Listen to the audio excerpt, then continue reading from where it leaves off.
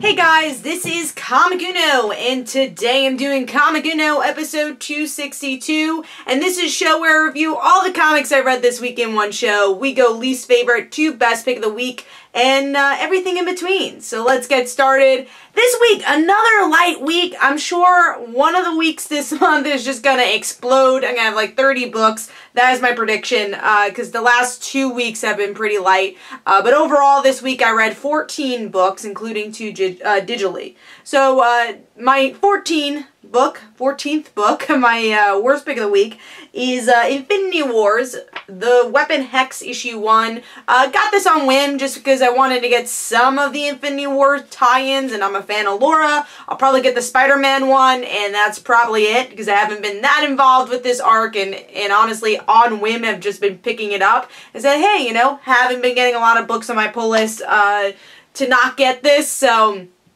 trying out the event, and it started out okay, and now it's getting into this weird, wonky, switching up characters, which is exactly what this is. It's magic with Weapon X, with Laura. So I wasn't a particular fan of this, obviously. I didn't really like the abstract style art. I'm not a big magic fan, so maybe I should have expected this. But also, it's just like you keep comparing it to Laura's origins because it's so close to it, and you don't feel the emotional impact that that original book had. A, because it had more issues to tell it, and B, maybe because it was, you know, original story. But here, between Sarah and Laura, I just didn't feel the emotion, and that was the most important part of her origins. And she's called Laura, you know, really early on. You don't really get the impact of her being this weapon as much in this story compared to the originals. So I gave this 2 stars. This wasn't very entertaining for me, and will not be getting that next issue.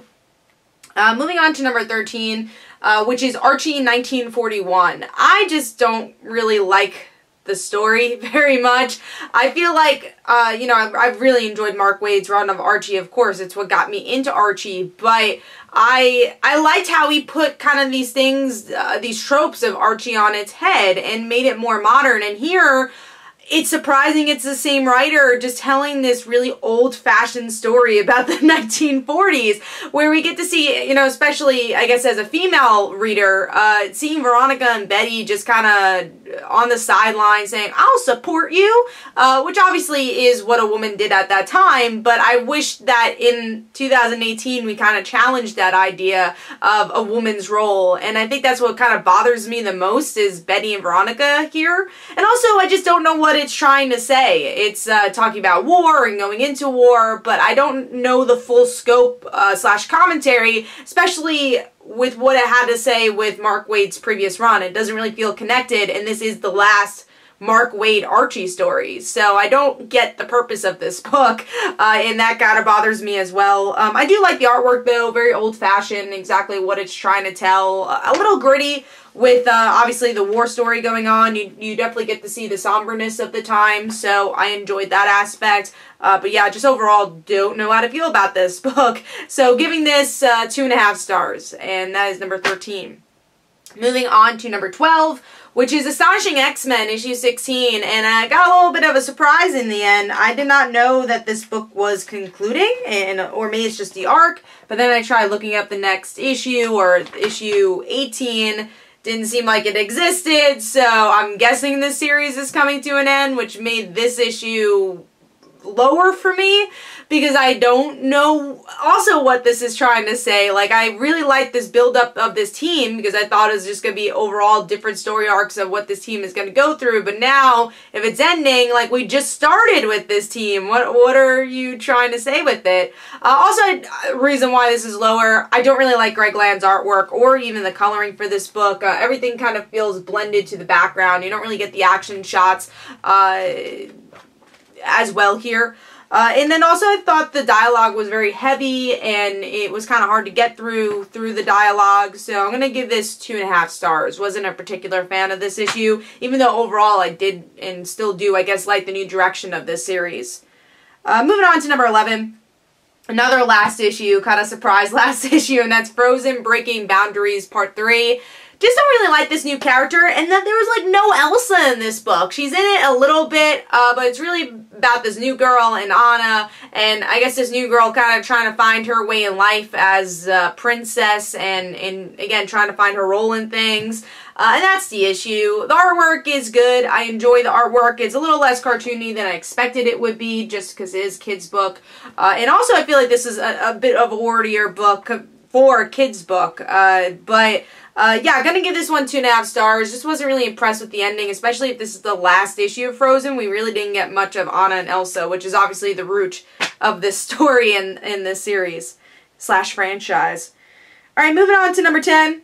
Which is Batman issue 57. I do like this cover, but really didn't like this story. I love the art, which is why it's higher than some of these other stuff. I really love Tony S. Daniels' work, and this is really an action issue, and if you're gonna have an action issue, you want artwork like Tony S. Daniel telling your story. But it's mostly Batman versus this cagey beast person who shot Dick, and this children's story being played as a parallel to this battle, and this is a story that Bruce was read to when he was a child, and that's the story. It's really not a lot. I definitely understood what they were trying to do, but I wasn't feeling it, and I don't think this is a necessary pickup, and I feel like maybe because I wasn't so invested in this KGB story anyways, the only thing I cared about was Dick, and we're not really getting much of that emotional aftermath with Batman, of what happened to Dick. It's more in his own series. So, Batman issue 57 gets 2.5 stars for me this week.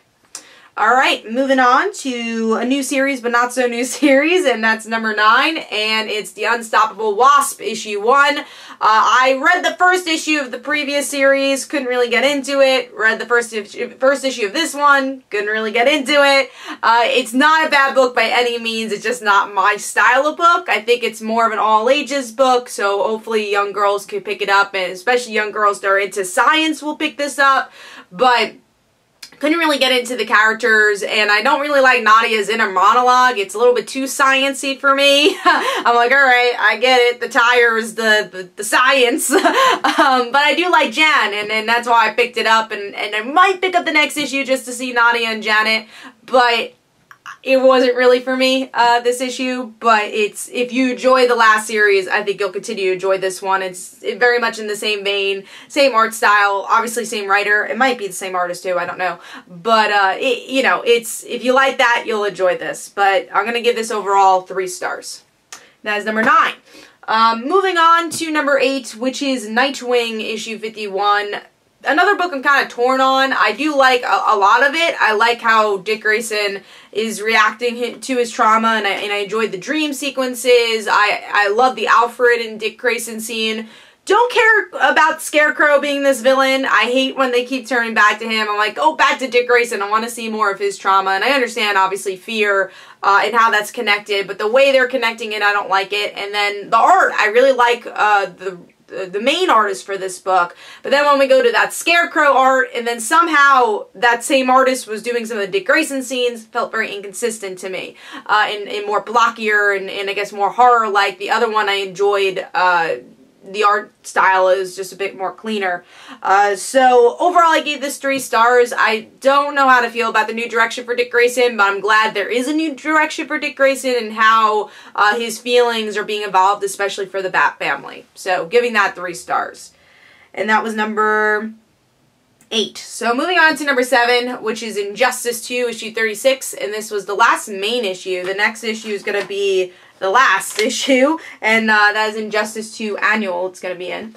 And there's some parts I feel like they rushed, like Alfred and Batman. I love the scene, but I'm just like, when was Alfred thinking this? I kind of wish there was more build up to that. And I don't really like the villain scenes. I don't really care about Gorilla Grodd and Ra's al Ghul scenes. I haven't really cared about those, and that kind of slowed the momentum.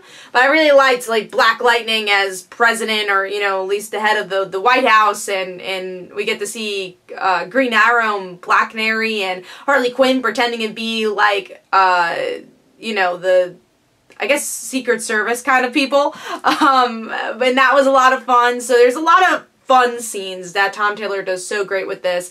Great character scenes overall. And the artwork is just gorgeous. It's some of the best artwork in mainstream comics. It's just so crisp and detailed. Really gets the emotions there. So I love the art.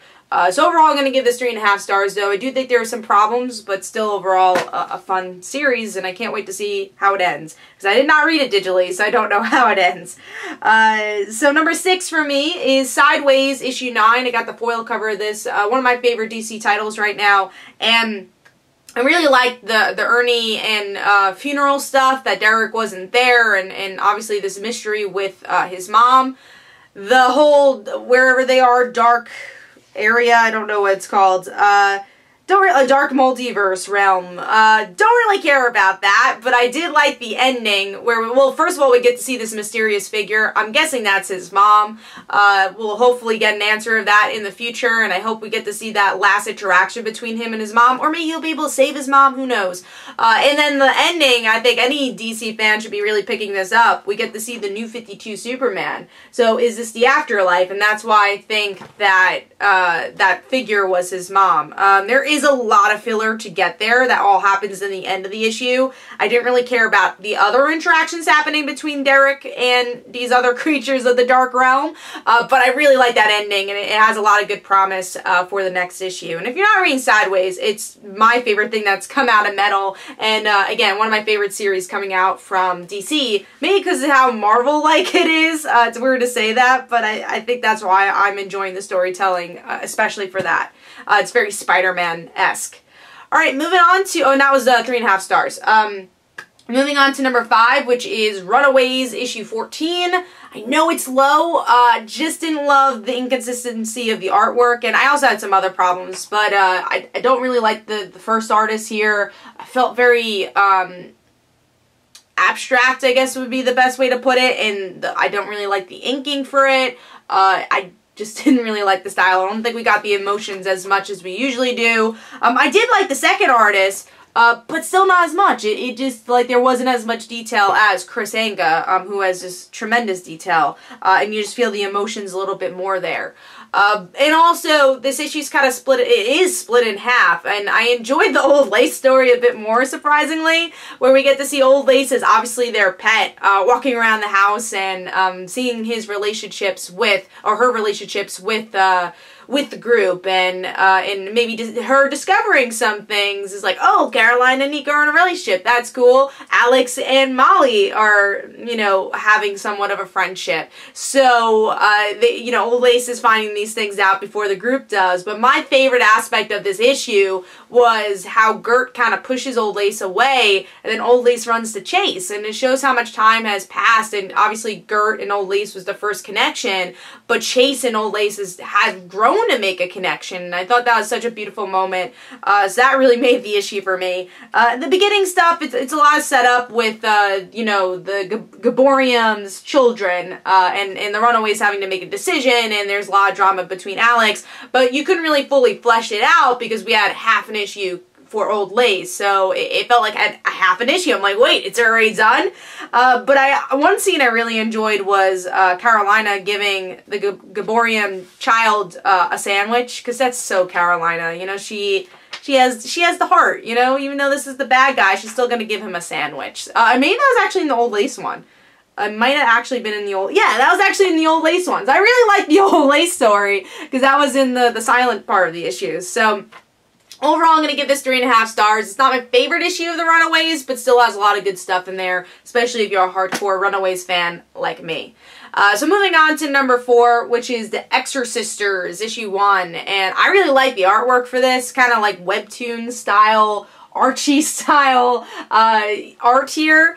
I really like. And we get to see these two sisters, we'll explain that later, trying to help out this woman whose husband left her on the aisle, kinda, because he gets sucked into hell. So they're trying to figure it out, and you find out this guy's an asshole, and just did that to make his future wife upset. that way he could get money. And, you know, things work out in the end, but we find out also that our main character's mother comes to visit, and she's also a pretty bad person, it seems like. She had a bet with somebody in the bar, and he's like, oh, you know, I killed like a dog and a child. And so I bet I did worse than that. And she whispers in his ear, and he drinks because she's done worse than that. And then we find out that these two characters are not sisters. It is actually the same person in his our main character's soul. And I thought that was a pretty cool cliffhanger.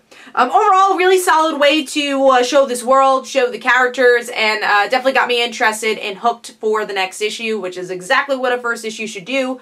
I had a lot of fun with it, so I'm going to give that one 4 stars, and that is number 4. Moving on to number 3, which is Strangers in Paradise XXV issue 7. I love this book, and I love the art. It's just so unique. And just look at this. I was just admiring her crashing into the water. We got a moment where she's jumping from a cliff. It's just such beautiful inking and art here. Is so good. Yeah, and with this issue we get to see, you know, Cassio's voice, which is always great, where she's like, I'm gonna die, and the thing I'm thinking about is cats. But she ends up not dying, and of course, because she's been over a ledge like twice already, and it's only been 7 issues. But she's able to survive, and now she kind of has to figure out a way to obviously continue her journey and not give the papyrus to Stephanie, but also save her family. So there's things happening there, but she's also trying to get back to her family. She's going to the airport. And then also we have some story with the kids and Francine. There's somebody out the window. So what's going on with that? Who's watching them?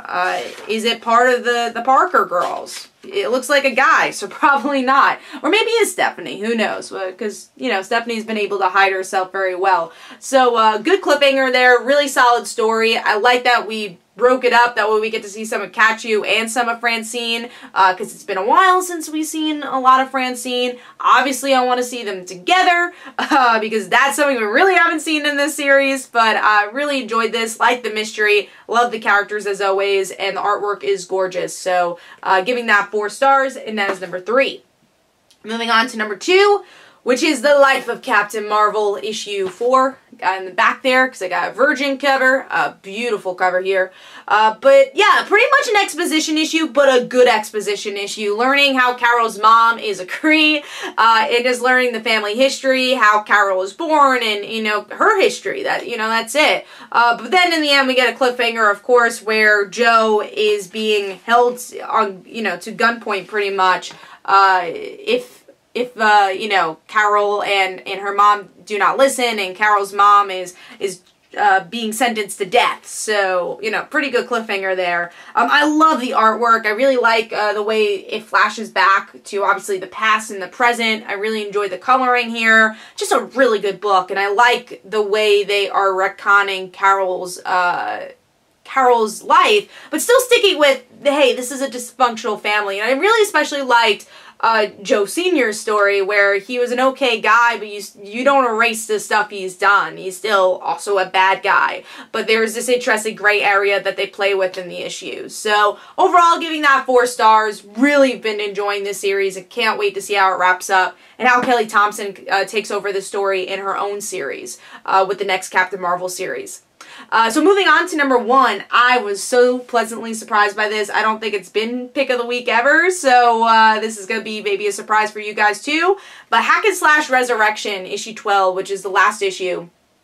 I love this issue. I thought it was perfect. It's this really interesting commentary on comic book censorship, because we get to see, you know, the bad-mouthed girl, which is Cassie Hack, go into this town where it's censored. Everything's censored. You can't say bad words. Things are being bleeped, and every page has a joke that lands, where I was laughing hysterically about them sliding down a double dare slide.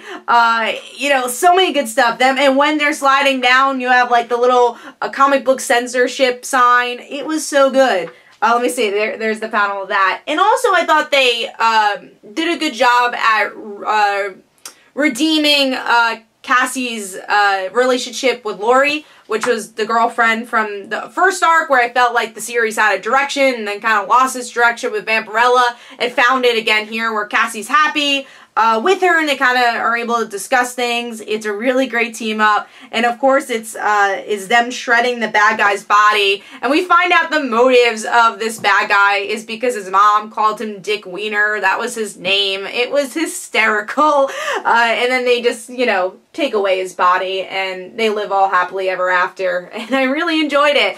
Again, it's just like the surprise commentary on censorship that I didn't expect here. It was a happy ending. It was a good villain. It was funny. I really enjoyed it. So I'm going to give this 5 stars, actually. I thought it was a perfect issue. I thought the artwork improved tenfold here. I thought the proportions were a lot better. Just really, really enjoyed this issue. So I'm going to give that 5 stars, and that's pick of the week. Hopefully you guys enjoyed. This is Comic Uno. Don't forget to follow me on Twitter. Don't forget to like my Facebook page. Also, description below, there are links for my comic book, Like Father, Like Daughter. And don't forget to like the Facebook page of Like Father, Like Daughter. And I'll see you guys later.